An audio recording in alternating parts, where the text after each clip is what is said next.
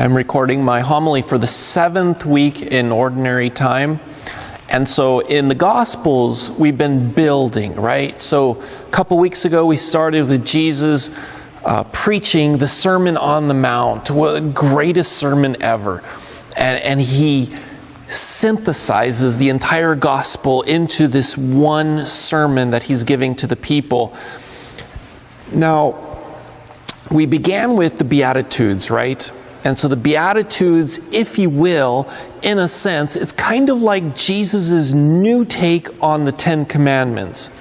Now, I'm just going to review a little bit. So you remember out of his last week or the week before, I compared the Beatitudes and the Ten Commandments. And so the Ten Commandments, they're fairly easy, if you really think about it. And they're easy because they're black and white.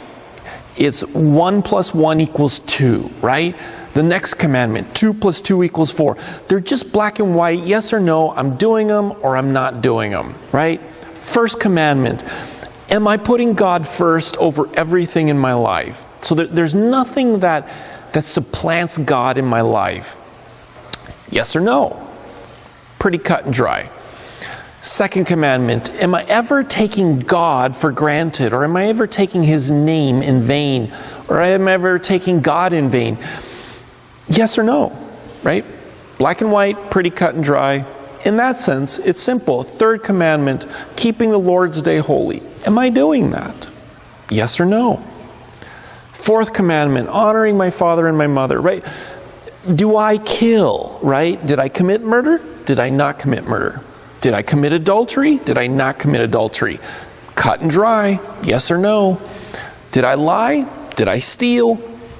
And so in that sense, the Ten Commandments are fairly easy. You can almost do them by rote, if you will, right? It's just obedience. But then the Beatitudes come along, and they're deeper, and they're different. But they still need the Ten Commandments, but now they get into the heart, right? They start going deeper. And so a person can obey the Ten Commandments their whole life and never be very merciful. But that's one of the Beatitudes. A person can obey the Ten Commandments their whole life and never hunger and thirst for righteousness, for justice. Right? A person can obey the Ten Commandments their whole life and never be a peacemaker. Okay. These are deeper, they're different, they're harder, they're not just cut and dry. You have to pause and think, am I doing that?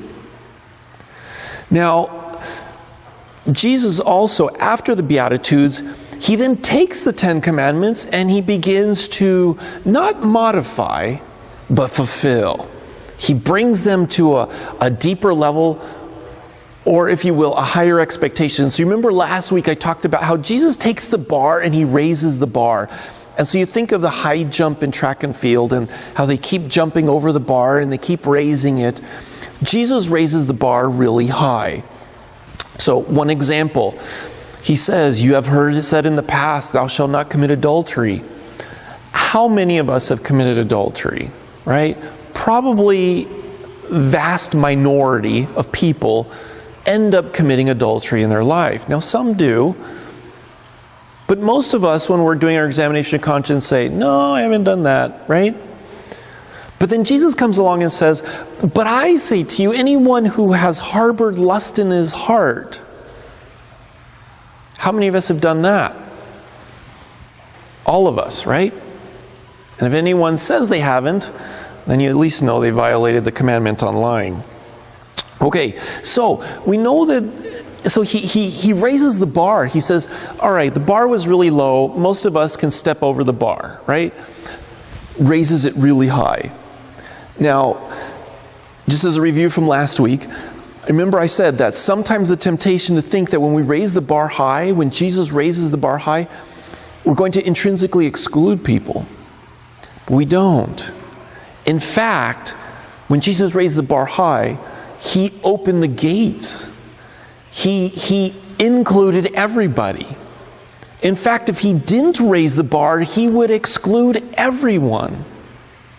And so by raising the bar, he makes us able, he gives us a path, and he also helps us to have the desire to grow so that we can desire heaven, the highest, And you remember that I think I said last week, I talked about how, well, maybe it was this week. I don't remember. Anyways, so I talked about how one of my favorite movies was Stand and Deliver, right? So this movie about this high school teacher in Los Angeles, and he's working in the tech industry, making loads of money, but he's not fulfilled in the heart.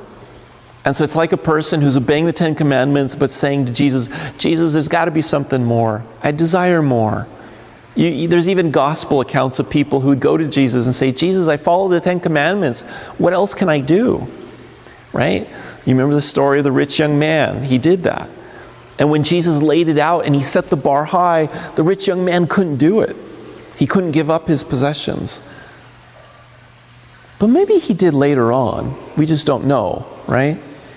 Okay, so you have this movie, Stand and Deliver, and so he decides to give up his riches, right? He decides to do something that's more meaningful in his heart, and so he goes and becomes a high school teacher. And he sees these kids, and they don't even know basic mathematics, and they're in high school. And so because he believes in them, he begins to teach them, and he starts raising the bar higher and higher. And people are saying, don't do that, you'll exclude them. And he's saying, no. If I don't raise the bar, I exclude them. They're going to work at McDonald's the rest of their life, right? There's nothing against working at McDonald's, but it's not bad to have dreams that go a little bit behind that. And so, I used to work at McDonald's, by the way, when I say that. Okay, look at what happens when you work at McDonald's. You become a priest. Okay, so I should edit that out. Got to remember to edit that out. Okay, so he sets the bar higher and higher. And then, through the course of this story of this teacher teaching his kids advanced calculus, there's this point where it dawns on him, and I think it dawns on everybody, that the reason it worked is because he loved these kids, right? That's the reason it worked. And they loved him. And so Jesus sets the bar high, not because he's just trying to prove that, we can be tough. It's because he loves us. And he wants to see us achieve and grow in the way he designed for us to grow. And in the end, to go to heaven, to be with him, to be with our brothers and sisters in heaven. So here he is setting this path to heaven, but he sets the bar high. Now, I say all this to lead up today because I think today in the gospel for this week, it is the hardest. I really believe it. No religion that's founded by a human being, all right? So any religion that's not founded by God would ever even think of including this in their religion. Somebody says, I'm going to create a religion, and one of the rules in our religion is we're going to love our enemies. No human being would do that. Only God would think of that, right? Now, that makes perfect sense, right? Because think of a mother and a father. A mother and a father have children. Now, let's say you have two children and they're practically killing each other, right? Sibling rivalry, they're just not treating each other well. What does a parent want? The parent doesn't want to take sides. The parent wants for them to get along and for them to love each other and forgive. And so only a heavenly Father, only one who has begotten all of his children, all human beings, is going to want us to love each other. He doesn't want to take sides. He wants us to love each other. That's why he created all of us. It breaks God's heart when we treat each other like dirt and when we kill each other. And so only he would say, love your enemy. Okay? So what does the gospel say today? You have heard in the past, right? Eye for an eye, tooth for a tooth. I'll let you guys fight before, but not anymore. He's holding us to a higher accountability. He's raising the bar. He says, but I say to you, offer no resistance to one who is evil. When someone strikes you on the right cheek, turn and offer the other. If somebody wants to sue you for your tunic, give them your cloak as well. Now, as you're reading this, you might be thinking, I don't like this. Because it just doesn't sound right. It sounds like Jesus wants us just to be a doormat to people who are doing evil. Right? Somebody's doing evil, just let them do it. Just give in, right? It almost sounds that way. So what does it say? When someone strikes you on the right cheek, turn the other one as well. It's like, just be a doormat to them.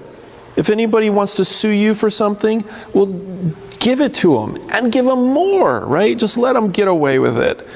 Should anyone press you into service for 1 mile, go for 2 miles, right? If somebody wants to take advantage of you, go right ahead. Let them do it. Is that what Jesus is saying? Does that match the idea that he's setting the bar high? No, right? It sounds like he's setting it actually really low for people who are doing bad things. So what is he getting at? So I want to give a couple thoughts on this. So one real great insight is from Bishop Robert Barron on the Catholicism DVD series. And he talks about this, and he says, listen to this gospel carefully. Because Jesus' message is kind of subtle in this, but very important. So when the person has somebody come up to them and strikes them on the right cheek, they don't turn and run, right? They don't cower. They don't give in. They don't cave in. They stand there and they take it. And they take it even on the other cheek. That is a person who is standing in the face of evil and refusing to be moved by it. Now, it's deeper. It's not confrontation. It's not eye for an eye, tooth for a tooth. It is loving one's enemy. When somebody is doing something evil, stand there. Confront the evil out of love for the person who's standing in front of you. Now, none of this works if we don't have true love for the person. And I mean true love. I mean not that we just say it. I mean we really love this person. Before we even had this moment, this interaction, the love was already there.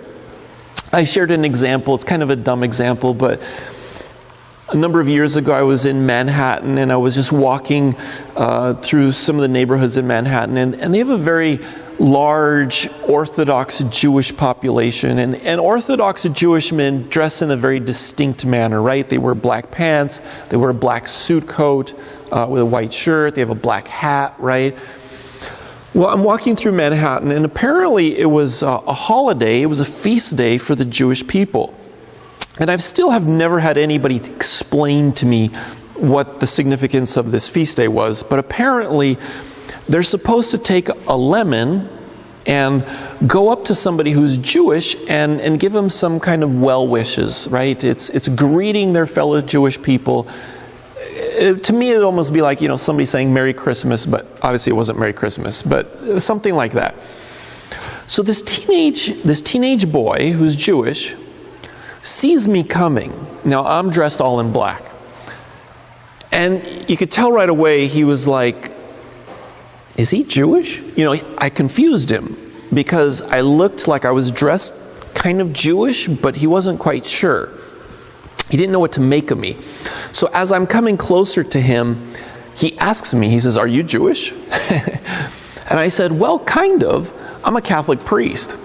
And he immediately jumped back. It's like, whoa, that's not on our friendly list, right? And I said, no, wait. I said, tell me what this is about. I want to know. Now, I have to say, when I was in the seminary, I went on a retreat that at the time I didn't really want to go on. And it was a retreat with Catholic seminarians and Jewish seminarians and some Protestant seminarians. And as I went on it, it was the first time in my life I talked to Jewish people about theology. And I left there feeling like I was really their brother. I mean, like in faith, I was their brother. Because, what religions did God create? The Old Covenant, the Jewish faith, and the New Covenant, right? In Christianity and Catholicism. And so I felt this real brotherhood with them. Now, so I see this Jewish teenage boy coming up to me, and already I felt like there was a love that just kicked in because of my prior experience. I wanted to know him, I wanted to learn him, so I felt friendly, I felt kind, I wanted to express love. His experience was the exact opposite. I was in some way not what he wanted, right? So I kept kind of saying, tell me what this is about. So he says, you mean you don't know? And I said, no, I don't. I don't recall anything about this. And so, giving somebody a lemon, I didn't know what that was about. And so he says, well, I know why you don't know. I was like, oh, really? Why don't I know? No. Why don't I know? And he said, because you don't know the scriptures at all.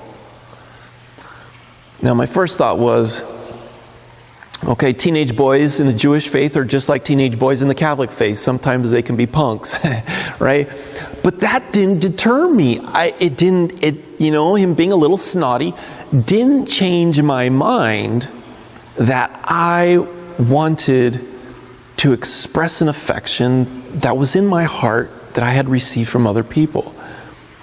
And so even though that conversation never really went anywhere and it was never very good, I want to add just a little bit. So I went with a group to the Holy Land a couple years ago also. And I also had this affection, and I was just dying to go up and talk to some of the Orthodox Jews and the ultra-Orthodox Jews that were there. And our tour guide he wouldn't let me. Because there was already a built-in, antagonism, hostility between the two religions. And it really broke my heart because I wanted to express love. Now, I consider that, at least for me, a little victory in that. But Jesus is saying, love your enemy. Now, if you've ever wondered if it's possible, it is. It is possible. And we can do it. And in the midst of that, there's something very powerful about it. There's something intrinsic to our mission. This is why Jesus was always hanging around the people who were lost, the people who were either lost in sin or lost in pain or lost just because people had abandoned, whatever it was. He was going to love anyone who wouldn't ordinarily be loved or be open to being loved. And so he says, love your enemy. After all, if we can love our enemy, we can love anybody. Okay, sorry, I went on a tangent. I kind of lost my place. Where was I going? Okay, so there's a defiance in this kind of love. I'm not going to back down because I love you.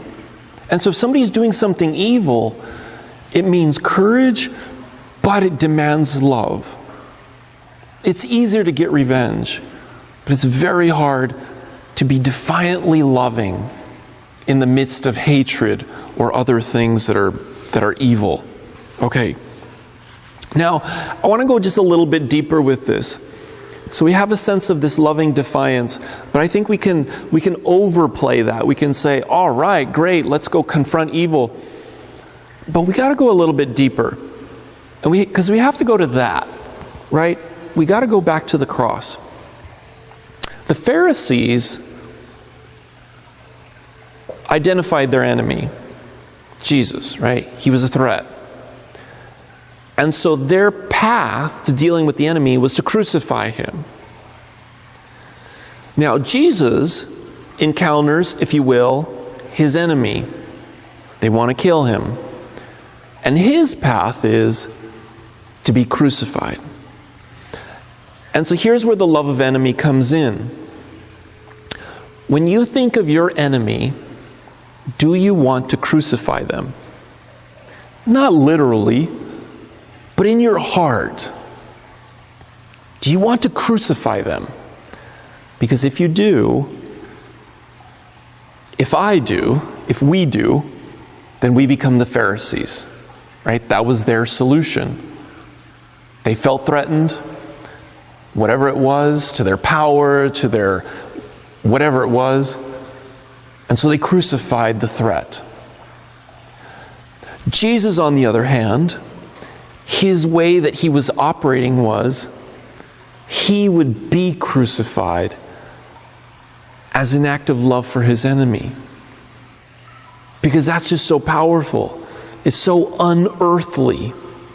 When he's on the cross and he's looking down at the people who crucified him and he says, "Father, forgive them, for they know not what they do." It's like he's beckoning the parent, right, to the children, and he's one of the brothers, and he's saying, "My brothers are killing me, but forgive them because they don't know what they're doing." Such powerful love. That's what conquers. You think of the stories in the early church in the Roman Empire when they're feeding the Christians to the lions in the Colosseum. And you read the accounts and they're not fearful and they're not defiant in the sense that they're fighting back. There's this loving rebellion towards the evil. They were forgiving the people as they were pushing them out to their deaths. They were singing joyful songs. It's amazing. That is the power that Jesus desires. And that's why the most difficult teaching, to love our enemy, is also what transforms the world. Right? Look at our saints. Our saints were people who loved their enemy. They conquered all the hatred in their heart. They conquered it so they have no power over them.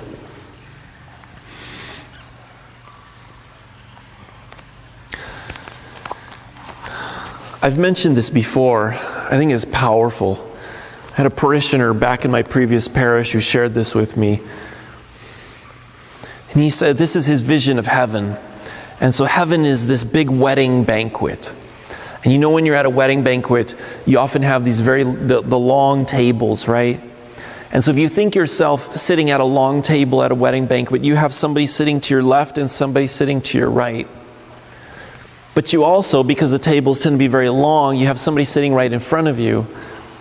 And then you have somebody sitting to their left and to their right. And so essentially when you're at the wedding feast in heaven, you're going to have 5 people sitting around you. It's just symbolism, right? It's not literally, but the idea, you get the idea. And so if you think about yourself in heaven with these 5 people, and you get to choose those 5 people. However, and so this is what he would say, you know you're ready for heaven when the 5 people you choose to sit around you are your worst enemies. And you want them there for all eternity. Think about it. Think for a minute. Think of your worst enemies. And you choose to have them sit with you for all eternity. And you're ready for heaven. That's victory, right? That's victory over any effects of evil, any desire for revenge. That's powerful. And that's the purpose of this gospel. Never ever think that this gospel is about being passive or being a doormat. It's the exact opposite. Now let's look back at the gospel real quick and just get a sense of it in that context. When someone strikes you on your right cheek, turn the other one as well. Stand there and give back to them love. Give back to them truth and righteousness. Have hunger and thirst for righteousness so much so that you will not back down. You will not cower in fear in that moment, but you will love them no matter what. If anyone wants to go to law with you over your tunic, hand over your cloak as well. In other words, don't give in to the petty desire for the cloak or the tunic, or rise above it. Say, you know what? It's not worth it, right? it's not worth it for me to get all strung out over this. And so I'm going to give it to you and tell them why. Say, I love you too much to fight with you over this. And so if this is what you want, I'm going to give it to you. Okay? But I love you too much to fight with you over this. All right. Maybe I'm making it sound a little harsh. Sorry about that. Okay. Should anyone press you into service for 1 mile, go for 2 miles. In other words, if somebody expects something of you, compound it with love. Do greater, go beyond, set the bar high. Let them see your love. And then tell them that it comes from Him, right? Tell them it comes from God. That's how we evangelize. We see heroic love at work. People become curious. And when they become curious, then you tell them, I do this because of my love for Jesus Christ. I do this because I love my Catholic faith. Right? So go above and beyond. If all we're looking for is the bare minimum, somebody comes to you and says, so what do I need to do to get into heaven? Or what do I need to do just to get the bare minimum? Or just to slide into purgatory? Wrong approach. Right? For Jesus Christ is, how much can I do? What more can I do? Okay? That's what this is. Do not turn your back on one who wants to borrow. In other words, don't turn your back on anybody. All right.